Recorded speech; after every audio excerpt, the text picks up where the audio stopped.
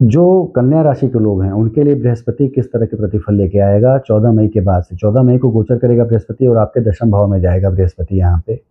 और दशम भाव देखा जाए तो ये अर्थ त्रिकोण है आपका। कुंडली में 4 त्रिकोण होते हैं, धर्म त्रिकोण, अर्थ त्रिकोण, काम और मोक्ष त्रिकोण। तो इसमें जो दशम भाव है ये अर्थ त्रिकोण है, ये धन कमाने से संबंधित त्रिकोण है। बृहस्पति जब यहाँ आएगा तो आपको राजकीय शासकीय चीज़ों से जोड़ेगा, पद की उन्नति, वेतनमान में वृद्धि, सारी चीज़ें देगा। कहा यह जाता है कि बृहस्पति जिस भाव में हो, उस भाव से ज़्यादा जो अच्छे फल देता है, उसकी दृष्टि जहाँ-जहाँ पड़ती है वहाँ।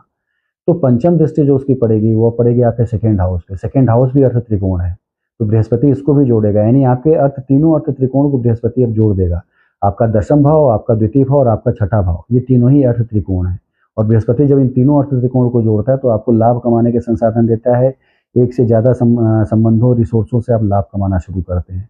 तो ओवरऑल देखा जाए तो कन्या राशि के लिए बृहस्पति का ये जो प्रभाव है, ये बहुत अच्छा रहेगा।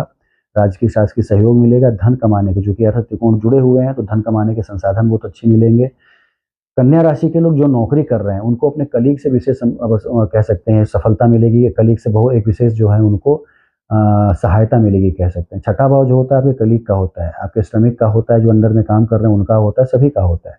तो बृहस्पति जब दशम भाव से छठे भाव को देखे, तो आप नौकरी में रहते हैं और छठे भाव जो होते हैं आपके अंडर में काम करने वाले लोगों के होते हैं। तो उनसे जुड़ के आप, उनकी सहायता से आप अपने प्रोजेक्ट को पूरा कर पाते हैं।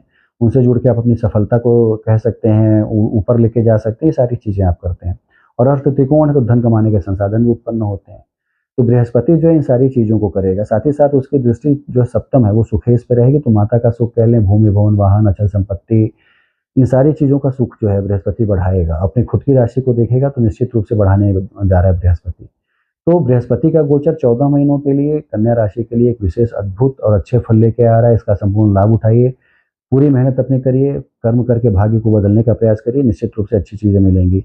और इसके बावजूद लगता है कि बृहस्पति आपकी राशि में अच्छा नहीं है, आपकी अपनी नैसर्गिक कुंडली में नीच का है, चला आ रहा है, बहुत अच्छे फल नहीं दे रहा है वो।